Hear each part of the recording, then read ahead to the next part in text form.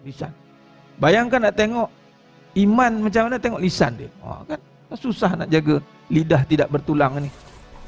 Kenapa boleh berkata-kata tanpa memikirkan? Dia begini.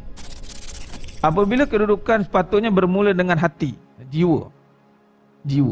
Iman akan kontrol akal sebenarnya. Akal akan kontrol nafsu. Itu kedudukan lah.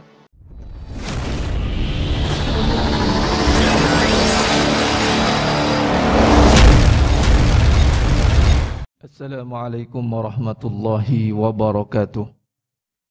Sidang jemaah yang dirahmati Allah Subhanahu wa taala, para tetamu Allah yang dimuliakan pada pagi yang penuh barakah ni. Mudah-mudahan kita semua tergolong dalam golongan hamba-hambanya yang benar-benar bersyukur. Amin ya rabbal alamin. Kalimah syukur ni tuan-tuan sedang jemaah mata Allah Subhanahu wa taala acap kali diulang. Mungkin barangkali jutaan kali. Mungkin barangkali lebih daripada bilangan yang tak terkira. Sampai kita lupa berapa kali kita sebut. Namun barang perlu diingat, hakikatnya walaupun kita sebut berjuta kali, berbilion kali, mungkin sedari kita pandai berkata-kata syukur sehinggalah ke hari ini, namun hakikatnya Allah kata qalilan ma tashkurun. Hakikatnya adalah sangat sedikit hamba-hambaku yang bersyukur. Allah rakamkan dalam surah Sajadah ayat 9. Summa sawwahu wa nafakha fihi min ruhi wa ja'alakumus sam'a wal absara wal afidah qalilan ma tashkurun. Ketika Allah tiupkan roh dalam jasad kita ni, yang mana kita ni asal kita mati. Bab ni pun ramai lupa. Bab ni mati pun ramai lupa. Sebab kita ingat kita memegang sifat hidup. Tak. Selik mata dihidupkan. Bukan saya hidup lagi. Tak. Dihidupkan. Saya tu tak ada sebenarnya. Dihidupkan. Allah kata dalam surah Al-Baqarah ayat 28. Kaifa takfuruna billah. Bagaimana kamu boleh kufur. Lawan syukur tu kufur. Dia tak berapa syukur. Dia bila kita kadang-kadang mengaji ni tuan-tuan, kita takut nak letakkan perkataan yang exactly. Contoh, syukur, kufur. Tapi kerana tak takut nak tak kufur tu, kita cakap tak berapa syukur. Bunyi juga syukur tu. Kita ni tak berapa syukur sebenarnya. Jawab je kita ni kufur. Habis itu. Tapi kufur ni adik-beradik nak pergi pada kafir lah sebenarnya. Kufur ni adik-beradik pergi pada kafir lah. Apa makna kafir? Maknanya dia tidak melihat kekuasaan Allah. Dia tidak ingat Allah SWT. Sebut ya, ingat tidak. Beza? Beza. Sebut dengan ingat dua perkara berbeza. Allah kata tadi dalam Quran ayat 28 surah Baqarah, kaifa takfuruna billahi wa kuntum amwa. Bagaimana kamu boleh kufur dengan aku sedangkan kamu mati sebelum ni. Maknanya perkataan kalimah mati pun cukup dah untuk ingatkan kita pada Allah SWT. Sebab sifat kita bukan hidup. Sifat kita mati. Kita dihidupkan. Nah, bayangkan dari kalimah hidup saja manusia akan melanggar banyak perintah setelah diberikan satu modal yang cukup besar yang tiada tolok bandingnya. Itulah kehidupan yang tak boleh nak dibayar. Apatah lagi dengan apabila Allah uji kita hari ini satu ujian yang mana tak ada satu pun teknologi boleh menyelesaikan masalah ini. Itulah penyembuhan yang melibatkan kematian. Kenapa ujian ni begitu berat? Sebab melibatkan kematian. Ujian-ujian ni, dia ada peringkat-peringkat ujian. Dan surah Baqarah ayat 156, peringkat tertinggi ujian itu adalah kematian. Itulah Allah ajar dalam surah Baqarah 156, apabila ditimpa musibah, qalu inna lillah wa inna ilaihi raji'un. Musibah ni apa yang menimpa. Bila kaitkan dengan kalimah inna lillah ni, biasa kita tengok kat mana kalimah ni? Kat van jenazah. Itulah kita ingat. Van jenazah kita ingat. Sebab memang ayat itu 156 Baqarah memang merujuk kepada ujian terbesar bagi manusia adalah terputusnya nyawa.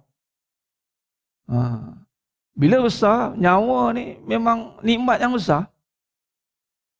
Rupanya lebih besar lagi bahaya bernyawa tapi terputusnya ingatan daripada Allah. Itu lebih besar ujian punya. Dia hidup tapi mati.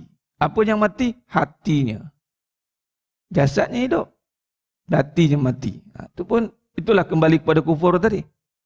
Apabila kita rujuk bagaimana manusia hari ini bila lupa, ghaflah, lalai. Qalilan ma tashkurun, lawannya kufur. Rujuk surah Ibrahim ayat 7. La in syakartum la azidannakum wa la in kafartum inna azabi lasyadid. Syukur lawannya kufur. Kufur lawannya syukur. Syukur sedikit, kufur banyak. Potensi nak kita jadi ahli yang mana? Kalau tengok bilangan yang banyak lebih senang nak jadi ahli. Yang sedikit susah. Kerana tapisan demi tapisannya banyak. Contoh tak payah jauh. Allah uji dengan mahajid cukuplah. Nak masuk saya scan. Tet. Baik tak ada scan untuk cek hati. Nyaya itu. Tet riak keluar. Tet sombong keluar. Cik baik ada scan suhu. Suhu tu sebenarnya nisbah kepada hati sebenarnya. Badan panas-panas ni, suhu panas pun lebih kurang. Panas, hati panas. Panas nisbah kepada api. Demam ialah panas. Kalau hati panas, keluar. Yang masuk ke rumah Allah ni yang bersih. Yang Allah bagi signal. Penyakit ni kalau kita rujuk pada penyakit biologi ni, memang kita tak boleh masuk. Kalau yang sakit tak boleh. Nak berusaha tak boleh masuk. Tak boleh lah. Sebab kesihatan tu yang utama. Keutamaan kesihatan. Baik. Tapi ada lebih utama, ada kesihatan hati. Penyakit-penyakit ni kalau rujuk pada perbahasan tasawuf, dia merujuk pada dosa. Bila penyakitnya dosa. Bayangkan. Jadi nak masuk jadi hamba yang bersyukur ni, memang susah. Dan sekarang terbukti. Susah tidak? Susah. Datang bertutup-tutup muka. Geram tu kadang kan. Tapi sebab taat pada pemimpin, ketika itu bukan taat pada SOP tu, jangan salah faham. Taat pada SOP kan, jenuh pakai sampai kesudahan. Dia taat pada pemimpin. Apa musyawarah kata, taat. Sami'na wa ata'na. Jarak, jarak katanya. Ni jarak ni jangan sampai dengan Allah pun jarak sekali. Kita susah. Dulu mungkin tak nampak susah dalam ibadat. Tak nampak sebab kita ingat kita. Yang lebih sekarang lebih jelas terkesannya, apabila Allah uji Makkahul Mukarramah. Haji pun sekarang. Tak ada dah. Tahun ni. Adalah tapi kota agung 1,000 orang. Mungkin Allah alam. Satu dunia 10,000 mungkin. Allah alam. Tapi tak ada lagi bergemanya kalimat talbiyah labbaik Allahumma labbaik labbaik la syarikalah labbaik la syarikalah. La syarikalah tu adalah syirik. Tidak menyekutukan Allah tu penyakitlah. Kufur tadi apabila dia tidak kenal Allah, tidak ingat Allah, apa yang berlaku? Apa perkara yang akan berlaku apabila manusia lupa Allah? Syirik.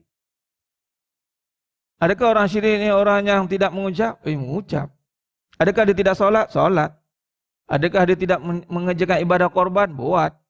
Adakah dia tidak memegang tasbih? Pegang. Adakah dia membuat perkara-perkara yang mungkin dari sudut syariatnya jahat? Tidak. Tetapi perbuatannya itu diukur oleh Allah Ta'ala dari hatinya. Sebab tu berbalik tadi kalimat qalilan ma tashkurun. Sangat sedikit hamba-hambaku yang bersyukur. Ini ditapis oleh Allah SWT. Maka menjadilah, maka ulama meletakkan bahawa apabila keadaan ini yang mana hatinya terbuka. Para ulama lah melihat betapa beratnya kedudukan hati ini di sisi agama, maka perbahasan bab hati ini dititik beratkan. Sehingga kan Nabi SAW sabda mafhum hadis, dalam diri anak Adam itu ada seketul daging. Ala inna fi jasadi mudghah. Pada salahat jasada kullu. Fasadat jasada kullu. Ala wahya qalbi. Dalam diri anak Adam itu ada seketul daging. Kalau baik daging itu baiklah semuanya. Kalau buruk daging itu buruklah semuanya. Itulah dia hati. Baik, hati. Lalu datanglah seruan hati-hati. Hati-hati itu seruannya bukan pada tangan dan kaki. Hati-hati itu seruannya pada hati. Apa yang nak dihati-hatikan? Itulah tadi. Jangan kufur. Sebab mana mungkin manusia itu mampu menjadi manusia yang sabar kalau dia kufur. Sebab dia kalau jatuh saja ahli kufur, sifat lain tak ada dah. Takkan dia tiba-tiba jadi orang yang kufur, tiba jadi orang sabar. Orang yang kufur jadi ahli sedekah. Tak ada. Orang yang kufur tiba-tiba jadi orang yang berkasih sayang. Tidak ada. Maka pertama boleh dikatakan di sini bahawa ulama meletakkan syukur ni satu sifat yang cukup besar. Sebab dia berkaitan dengan ingat Allah. Mana mungkin orang yang tidak ingat Allah dia boleh sabar? Berterima kasih. Syukur ni dalam bahasa ringannya adalah terima kasih. Say thank you to Allah. Terima kasih Allah boleh datang masjid. Terima kasih. Terima kasih Allah. Baru tahu terima kasih tuan bila kena kunci. Saya Jumaat pertama bila Selangor boleh bagi solat. Kena halau juga tak kisah. Nak masuk rumah Allah ni kabel Allah. Masjid ni kenapa last kali dibuka? Kerana dia melibatkan yang di-Pertuan Agong. Contoh. Yang melibatkan raja. Tapi hakikat sebenarnya yang maha merajai Allah. King. Keputusan raja. Sebab tu undang-undang ni kita rigid ni sebab apa? Melibatkan raja. Jadi hanya raja yang menentukan siapa boleh masuk. Kalau raja kata tutup, tutuplah. Sebab masjid tak perlukan manusia sebenarnya. Allah Khalik. Tidak perlukan makhluk. Ni pengajar akidah semua. Dunia perlukan makhluk. Tak buka ofis jangan nyaya. Tak buka pentadbiran keliling habis. Masjid tak apa. Allah takbir. Allah akan pilih selected person saja yang mengurus. Tak ramai tak apa. Sebab memang akhirat kerja-kerja agama tak payah ramai. Dia nak yang berkualiti. Nak buat kuantiti. Dia kualiti. Sebab tu Badak Al-Kubra 313 orang lah. Beranak semua. Memang kalau ikut di sudut kebangkitan Islam dulu pun bukannya yang amatnya ni. Dan akhir zaman pun nanti akan ada golongan. Dia panggil hati seperti kepingan besi. Golongan panji-panji. Tak ramai. Dia menyelinap masuk. Dia akan bangkit balik. Membebaskan Baitul Maqdis. Ini golongan-golongan yang dipanggil jiwa kental ni. Tak ramai. Mudah-mudahan kita jadilah sebahagian pada jiwa kental itu. Amin. Sebab berada di akhir zaman ni susah. Susahnya adalah untuk berhadapan dengan keadaan iman yang sangat menguji. Ujian iman. Sebab tu dalam perbahasan, dalam kajian kita hakikat kehidupan, dah habis syarah dah pun. Saya mendalami sekarang perbahasan lepas kita dah memahami hakikatnya iman. Kita akan jaga apa? Bagaimana kita nak membangunkan lagi, memantapkan iman ni. Perkara pertama yang akan disuruh oleh Nabi SAW itu adalah jaga lisan. Lisan. Bayangkan nak tengok iman macam mana, tengok lisan dia. Kan susah nak jaga lidah tidak bertulang ni. Setiap perkara yang berlaku itu, kalau tidak mampu dikaitkan dengan Allah, berkata baik tu makna kait dengan Allah sebenarnya, baik. Khair ni, khair, baik. Dan baik ni dia datang pada mana? Hasanah. Siapakah pemilik kebaikan? Husna. Kalau tak mampu kaitkan dengan Allah, auliasmu, diam. Biasanya keadaan kita surrounding ni kita kait dengan apa? Allah atau makhluk? Susah nak buat tu. Contoh bab kita ambil keadaan masjid sekolah. Berapa ramai tengok masjid, ingat Al-Malikul Mulk. Yang maha berkuasa. Bukan pihak berkuasa hanya menjalankan kuasa. Masjid direct dengan Allah, direct. Sebab rumah aku, mana ada manusia yang menguruskan? Allah yang mentadbir rumah.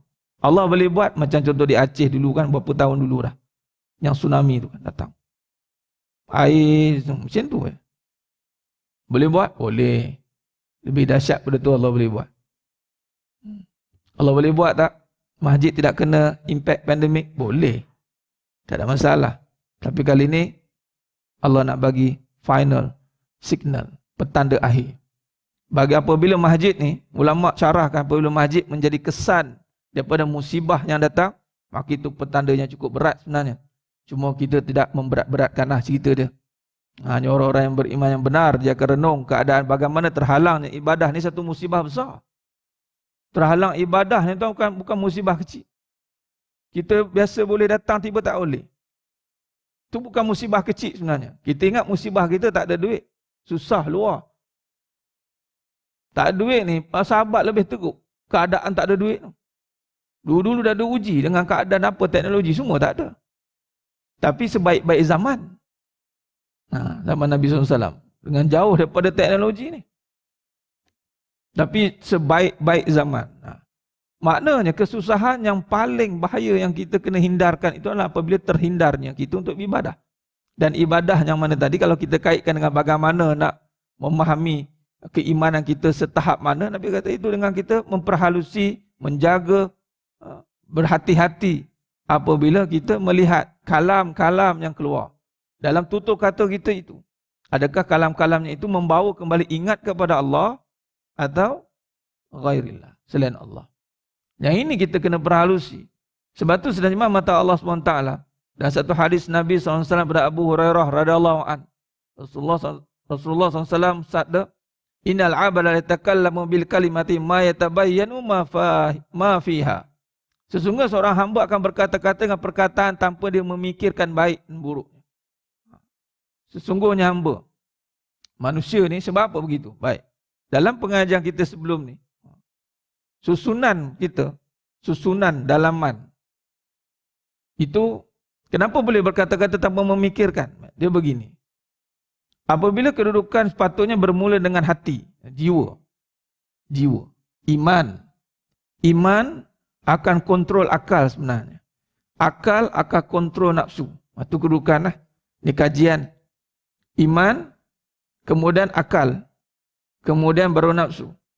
Baik. Akal ni tetap akan jadi nombor 2 kedudukan. Kedudukan. Akal tetap akan jadi nombor 2. Sama ada nombor 1 ni bertukar dengan nafsu atau iman. Apabila nafsu kedudukan dia jadi nombor 1, maka dia tak akan sempat fikir pun apa yang dia cakap. Sebab nafsu ni dia suka melulu. Iman, dia akan diagnose. Iman ni, iman, kerja orang beriman, dia tafakkarun. Kita bukan ikut taklid-taklid. Orang beriman, orang yang kritis. Dia tidak mudah-mudah, apa nak sembah ini? Dia akan soal benda yang, takkan ini boleh bagi kuasa? Tu. Kan kritis tu. Dia akan tengok benda, dia mula, dia sangat teliti. Apa saja kita, apabila kita nak teliti dengan Allah, orang ni sangat teliti. Dan apabila orang begini, dia akan jadi orang yang sangat intelijen. Siapa dah? Contoh kita tengok Ibn Sina. Sahabat-sahabat dulu. Bayangkan, orang beriman yang hebat, boleh Allah bagi satu penglihatan boleh nampak dalam X-ray. Zaman dulu mana ada X-ray? Nampak? Jadi, orang beriman, kalau iman duduk depan, yang iman perbincangannya kebenaran. Berbincangan tentang kuasa Allah. Takrifan dia banyaklah nanti tamsil-tamsil yang kita boleh contohkan. Yang mana dalam kejadian alam, dalam kejadian langit dan bumi, semuanya. Contoh macam kejadian apa yang berlaku ni. Kan? Allah uji dengan penyakit, dengan setiap perkara. Kita akan kaitkan, kita akan jadi orang yang sensitif dengan Allah. Sensitiviti kita akan, apa kuasa Allah yang kita nak kaitkan ni?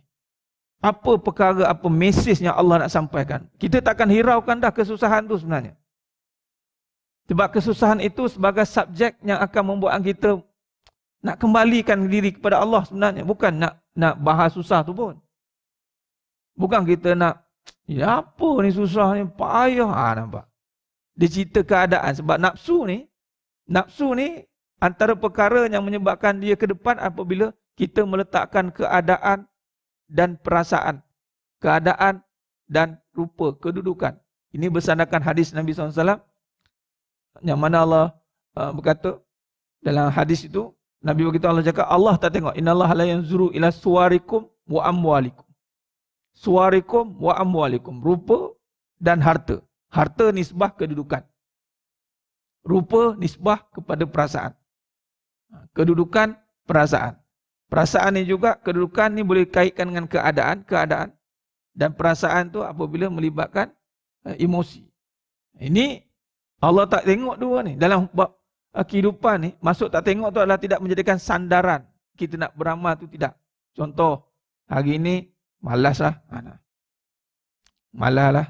Jadi solat subuh ngantuk semalam. Buat satu Ustaz. Satu tu. Tak ada. Ngantuk tak ngantuk. 2 kata. Penat tak penat. 4. Tetap tak berubah. Susah ke saya? Susah lah Ustaz. Susah lah ya Allah. Susah. Nak makan pun susah. Tak ada duit. Boleh tak diskaun solat? Tak kira solat. Macam tu. Jadi kedudukan ibadah itu sepatutnya kontrol nafsu. Bukan nafsu kontrol ibadat. Patutnya. Jadi ibadat yang kita buat ni akan menundukkan nafsu. Baik. Jadi bila kata tadi, macam mana kata-kata yang dia bercakap tapi tak boleh dia berfikir. Sebab percakapannya itu, akal ni akan membuat kita bercakap lah. Kita bercakap ni, kita ada akal lah. Sebab tu binatang tak bercakap. Kalau dengar binatang bercakap, jenuh dah. Bolehlah dengar binatang bercakap. Itu mukjizat lah Nabi Sulaiman AS. Tapi bahasa dia lah. Kalau binatang boleh bercakap, mana dia ada akal. Apa tandanya binatang tak ada akal, dia tak boleh bercakap. Bercakap ni pula memang Allah bagi special pada manusia. Wa 'allama Adam al-asma'a kullaha summa 'aradahum 'alal malaikah. Jin pun tak mahir dalam bercakap, melainkan iblis. Sebab tu tak percaya kita tengok orang yang kena sampuk ke apa.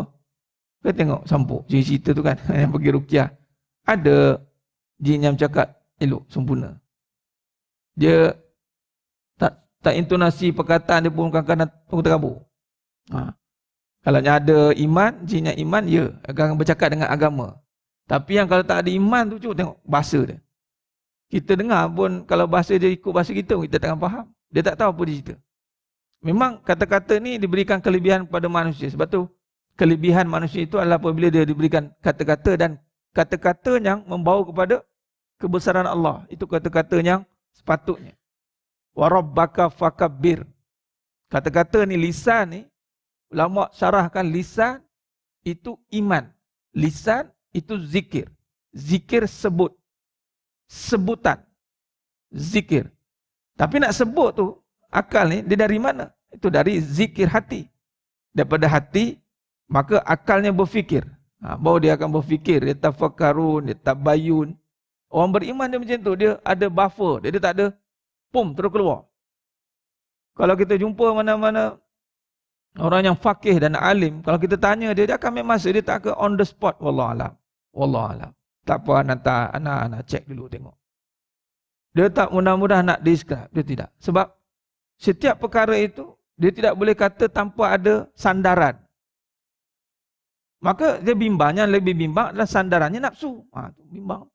Sebab tu kalau kita baca Quran pun, kita akan bermula, Nabi kata, mafhum hadis, menjadikan satu sunnah, iaitu a'udzubillah.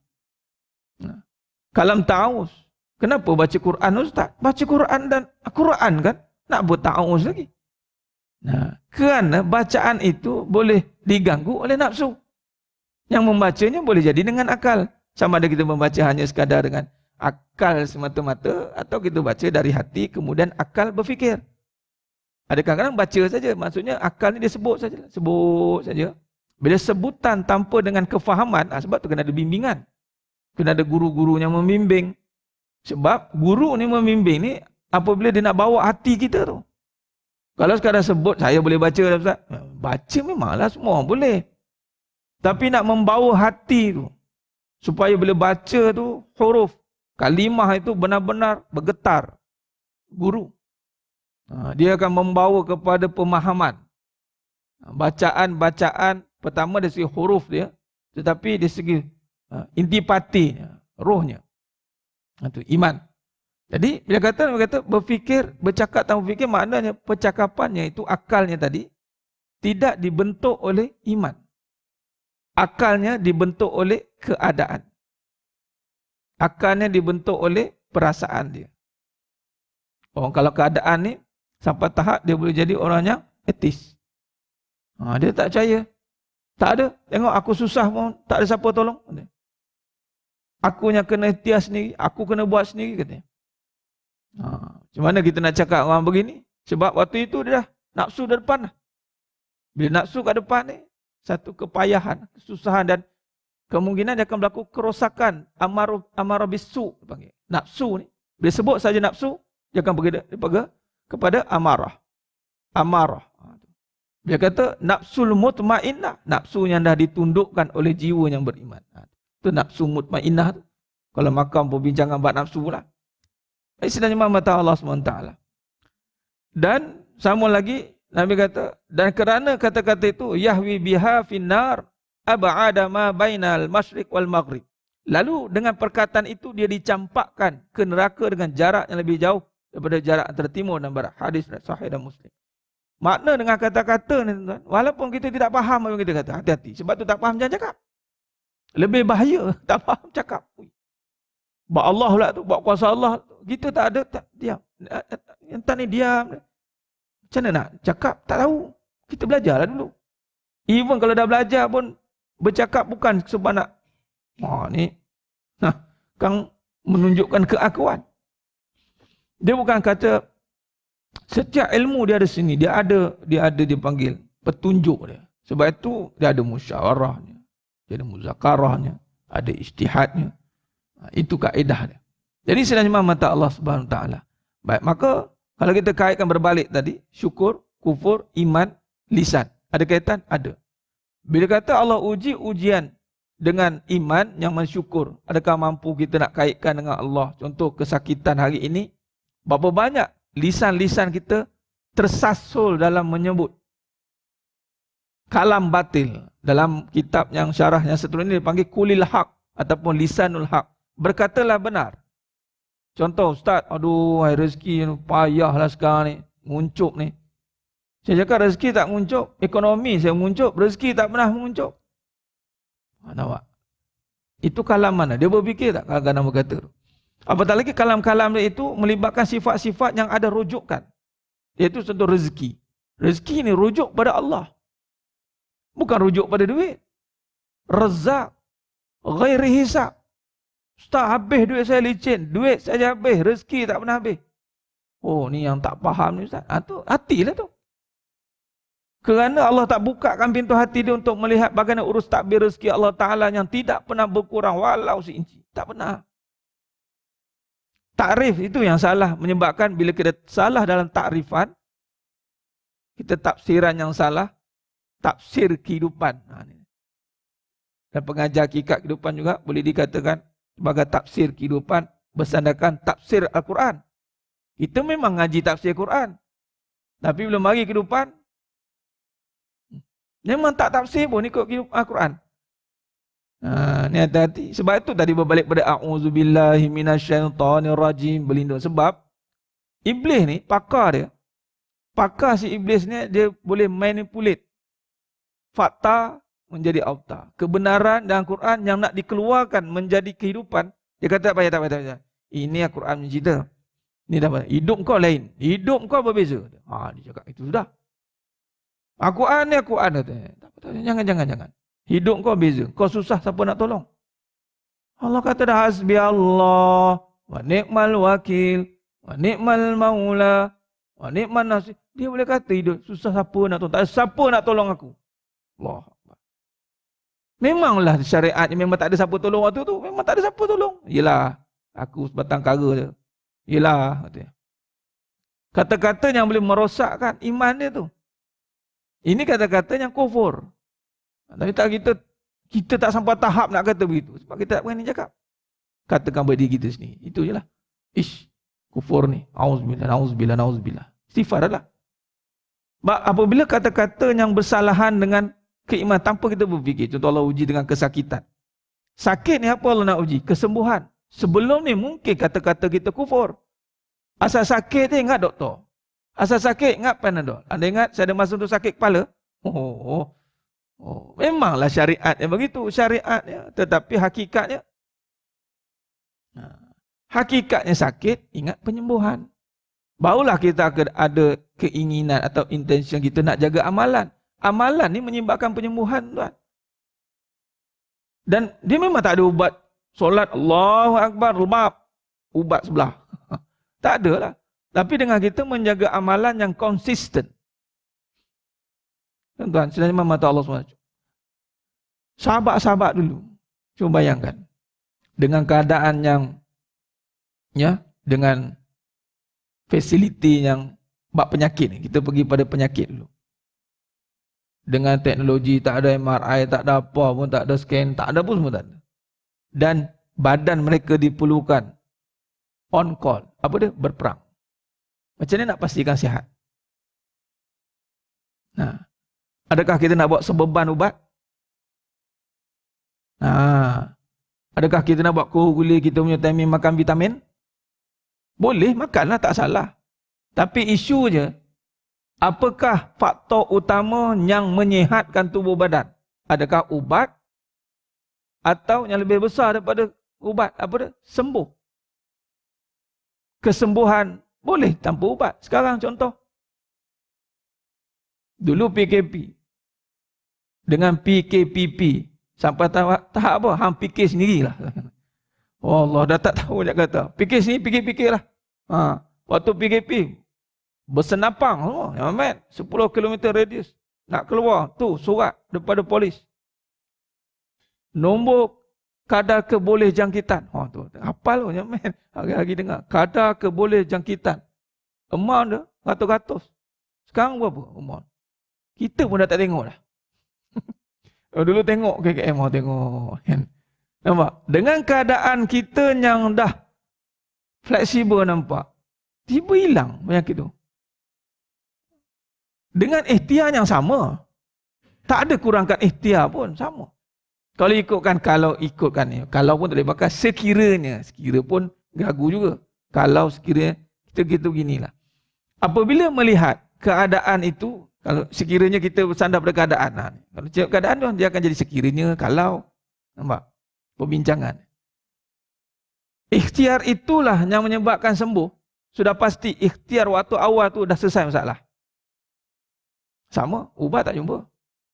Mekanisme sama. Kenapa sekarang hilang? Allah nak bagi signal. Yang sembuhkan aku. Kita ikhtiar je lah. Barulah kita akan angkat. Bismillahirrahmanirrahim. La yaduru. La yaduru. Baru la yaduru baru. Dulu tak ada la yaduru sangat. Kali ni baru la yaduru. Baru kita nampak bahawa kata-kata kita selama ni tak fikir pun. Kita bercakap. Alah, tak payah sakut lah, sihat. Alah, makan lah ubat, tak apa. Allah ada. Nampak? Ringan dia bahasa. Sebutan iman tu ringan. Tapi kali ni kita mula nak beratkan kalimah. Sebab kalimah tu kalimah yang berat. Kalimah thayyibah la ilaha illallah. Tu kalimah yang berat. Bila berat, janganlah dengan ringannya. Tak apa. Allah uji sekarang. Kita alhamdulillah syukur subhanallah ta'ala. Dah murah. Tempat lain belum. Ada isu naik, turun naik. Adakah mereka tidak meeting? Meeting. World Health Organization. Pakar-pakar saintis dunia. Semua berkumpul. Cari. Malah bila dia kaji, hanya boleh kajilah isu tu. Dalam virus itu. Berlapis-lapis dalam tu. Allah kerip benda tu. Subhanallah. Dan benda tu tersembunyi. Samalah dalam macam syirik khafi tersembunyi. Penyakit yang tersembunyi hanya Allah je sebenarnya. Ghaib lawan dengan ghaib. Sebab tu sahabat dengan kekuatan amal mereka. Sebab tu tuan-tuan, bahawa ada kekuatan. Kenapa kita nak segera solat? Kenapa nak jaga? Sebab benefit daripada dunia juga. Bila kita guna badan kita betul-betul, gunakan untuk agama, gunakan untuk ibadat, dia akan sihat. Subhanallah. Luar biasa. Ya. Guru saya umur 78. Datuk Seri Omar Qari. Dia duduk tuan-tuan daripada pukul 9 bangun solat ngajar sampai 9 malam. Bangun steady. Isteri ni meninggal dah. Si sakit. Umur 75 kahwin lagi. Tak masalah. Tegak badan. Ni siapa yang saya tengok lagi. Al-Quran. Duduk amalan mengajar. Konsep dia mudah. Barang yang kita pakai dengan kondisi yang baik. Barang kita lempun, pakai elok. Kita pakai elok. Lama tidak? Lama. Period dia akan lama. Apa saja barang dunia ni kita maintain dengan baik. Ikut jenis spek dia, SOP. Dia akan jadi baik. Tapi badan kita ikut SOP tidak? Apa SOP kita? Ingat Allah. Gunakan, paksa diri ini, letakkan diri untuk ingat Allah. Sihat, insyaAllah. Ubat, makanlah sampingan. Tapi sebaliknya, ubat jadi utama, sampingan ingat Allah. Itu huru-hara. Itu jadi batil. Batil. Dia akan jadi batil, tuan. Ingat Allah tu ubat utama. Ulama' dia letak ubat hati. Tapi sebab tak nampak ubat, bentuk ubat, kita susahlah nak percaya. Cuba kalau ubat tu senang order. Saya ada ragu. Was-was. Tahu bagi ubat. Makan ni 2 pagi, 2 malam. Senang. Tapi sama juga zikir. Pagi sekian, petang sekian contoh. Atau kita solat ni lah 5 waktu ni lah. Kita punya zikir kita. Solat. Kenapa nak bergegas datang solat? Kenapa kita nak jemaah? Ini semua kesan yang akan berbalik pada kemanfaatan masalah dunia. Contoh. Tapi manusia bila dia mula pisahkan tu, habis. Ini kalam-kalam batil. Baik. Lalu perkataan itu, sebab perkataan yang, kenapa perkataan Ustaz dia takkan dengan kata-kata oleh kerana sebab dia jahil, tidak belajar untuk menuntut ilmu, untuk bersihkan hati. Bersihkan hati ni wajib. Macam mana hukum taharah wajib. Contoh sihat. Kalau ada penyakit bersih, langsung kita tak boleh beramal. Kalau buat najis, ada dalam bersih, suci daripada pakaian, tempat, diri, hadap, kecil hadap besar. Nampak? Baju, sikit dia tak cicak. Batal. Dia kena betul tu bersih. Maka wajib. Sebab tu dalam buat fikih ni, Islam, kalau kita mengaji bab fikih, taharah. Taharah ni, itu main dia. Kotor-kotor, habis semua. Maka dalam bab hati juga sama. Maka bersihkan hati sama dengan bersihkan pakaian. Tak boleh ada sikit pun. Tak boleh riak sikit pun tak boleh. Tapi Allah SWT bantu kita, bagi peluang lagi. Bagi peluang lagi, buat lagi, solat, buat lagi. Lama-lama bersihlah hati. Ada pun syarat untuk bersih hati ni wajib. Kalau ikut hukum lah. Sebab tu pengajian bersih hati, akidah ni wajib wajib. Wajib bagi segala kewajipan. Tidak boleh buat kotoran jumpa dengan Allah. Allah tidak pandang. Sembahan, iyyaka na'budu wa iyyaka nasta'in. Mana ya na'budu ni makna penyucian. Serah, bersih, sembahan. Yang benar-benar ikhlas. Sepatutnya speknya begitu. Tapi memandangkan kita tak nampak, maka diikat dengan amalan yang berterusan. Itu kaedah dia. Macam mana nak ikhlas, Ustaz? Jangan berhenti beramal. Ikhlaslah insya-Allah. Itulah. Jangan berhenti beramal, maka ikhlaslah. Beramallah sehingga ikhlas, sehingga bersih. Perkataan ikhlas ni kadang-kadang kita jauh dengan diri kita. Cuba kita takkan bersih. Beramallah sehingga bersih hati kita daripada sifat-sifat amarah, sifat-sifat lawamah, sifat-sifat mazmumah. Dulu mungkin kita ni senang, kita ajilah, gupur-gapah. Tapi dengan amalan, mula nampak slow down. Dan lebih bagus apabila ada guru yang memerhatikan. Itu kata guru tu. Tengok bagus kamu ni. Dia ada mentor panggil lah. Guru lah, guru. Orang panggil guru yang guru bab rohani ni. Dia boleh tengok perwatakan kita. Dia boleh advise kita. Itu penting, ada penasihat. Contoh Muhammad Al-Fatih. Gurunya wali Allah. Sekarang ni Hagia Sophia dah buka balik kan. InsyaAllah. Setelah 1000 tahun tertutup. Itu satu petanda besar tu tuan-tuan. Itu satu petanda besar. Itu sebagai simbol kan. Hagia Sophia ni. Simbol ketika Muhammad Fatih membebaskan Konstantinopel itu. Pertama sekali yang dibuka itu Hagia Sophia. Dibebaskan. Dan sidang jemaah mata Allah SWT. Guru dia wali Allah. Wali Allah. Bila wali Allah ni, pandangannya tembus. Allah bagi dia kelebihan melihat kondisi hati. Macam kita, kalau kotor baju boleh orang tegur. Atau kita boleh nampak. Yang kotor. Hati kita. Sebab itu ada, bila kita nasihat. Ad-dinun nasihah. Agama itu nasihat. Itu untuk tujuan bersih hati. Kuliah, tazkirah, pengajian ilmu. Semua. Pembersihan hati. Apatah lagi pengajian yang benar-benar pergi kepada hati. Itu lebih kita kena titik beratkan. Ya? Supaya kita tidak mahu kita punya amalan tadi begini. Seperti yang kata Nabi tadi. Berkatanya banyak. Amalannya banyak. Tiba-tiba campak ke neraka. Kerana apa? Kerana kebatilan. Jadi sedang jemaah mata Allah SWT. Kalau kita lihat kesimpulan pada pagi yang penuh barakah ni dan perbincangan kita ni. Baik. Daripada hadis. Satu hadis lagi daripada Abu Hurairah radhiyallahu anhu, Nabi SAW sabda, Innal abda la yatakallamu bil kalimati min ridwanillahi la yulqi laha bala. Sesungguhnya seorang hamba akan berkata-kata dengan kalimah yang diridai Allah tanpa dia mempedulikan hal itu. Yarfa'ullahu biha darajat. Lalu Allah meninggikan berapa darjat.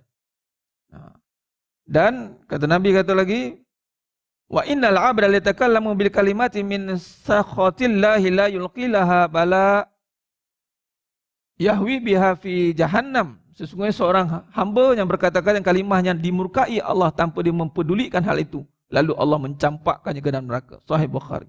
Baik. Tanpa mempedulikan di mana contoh? Yang pertama tadi, kita berkata-kata perkara yang kebaikan walaupun kita tak faham lagi. Kefahaman kita boleh sampai sebab iman ni, berbahasan iman, kerana akal tak boleh nak capai seperti tadi. Sembuh Allah. Macam mana Ustaz? Ada akal dia tak menjangkaui. Memang akal kedudukan nombor 2, iman nombor 1. Walaupun dia tak faham, tapi tak apalah, saya tak faham, tapi saya katalah Allah menyembuhkan, rezeki tak habis, tak apalah Ustaz, walaupun saya tak apa nak faham sebenarnya. Sebab tu kadang-kadang setengah pengajian kata memang tak payah faham. Oh, tak payah faham. Ya, dengarlah dulu, sami'na wa ata'na, dengar dulu. Faham kemudian. Oh. Tapi pastikan yang dengar itu benda yang benar lah. Sebab kalau dengarnya itu bermula dengan nafsu. Nafsu pun tak faham. Kadang-kadang dia buat benda dia faham. Contoh isu 2 halaman transgender contohlah. Dia pun tak faham. Saya tak faham diri saya. Dia pun tak faham. Dia confused. Sebab dia mengikutkan nafsu dia. Sebab tu dia kena ada bimbingan. Dia pun tak faham. Kadang-kadang orang yang buat kejahatan-kejahatan, kita tangkap dia. Dia menyesal. Saya pun tak tahu kenapa saya begini. Nampak? Waktu dia nak buat tu, dia tak boleh nak fikir. Sebab apa? Nafsu ke depan. Sama lah iman. Iman pun menyebabkan akal tak mampu berfikir. Peringkat awal tak mampu berfikir. Itulah pengajian. Contoh tentang Allah. Yang gaib, maha ada. Memang akal bukan suruh berfikir secara dibentuk-bentukkan. Itu bukan pengajian iman. Dia bukan bersifat bentuk ada dengan kedudukan kebendaan. Dia keyakinan yang meresap. Maka Nabi kata tadi, walaupun dia tanpa dia mempedulikan hal itu, kalam itu keluar dengan iman, Allah akan angkat darjatnya. Yarfa'ullah biha darajat. Darjat dia akan diangkat. Dan kalaulah dia berkata sebaliknya, perkataan yang batil, dan dia tak tahu, dia ikut-ikut. Dia sebut-sebut dah jadi trend, adat. Masuk dia ke dalam Allah, rugi. Sebab tu kata kunci dia adalah kita benar-benar menjaga iman kita ini dengan meletakkan kembali, kita yatafakkarun, kita meletakkan kritis kita untuk menghayati iman di dalam konteks kehidupan kita, agar supaya kita punya kehidupan berada dalam landasan yang sebenar. Kita dah jaga amalan cantik dah, tapi jangan sampai kita terkucil dalam menjaga lisan kita. Allah, rugi. Contoh dalam susunan solat, niat, qauli, fi'li. Kau ikutkan qauli, niat, qauli. Apa qauli?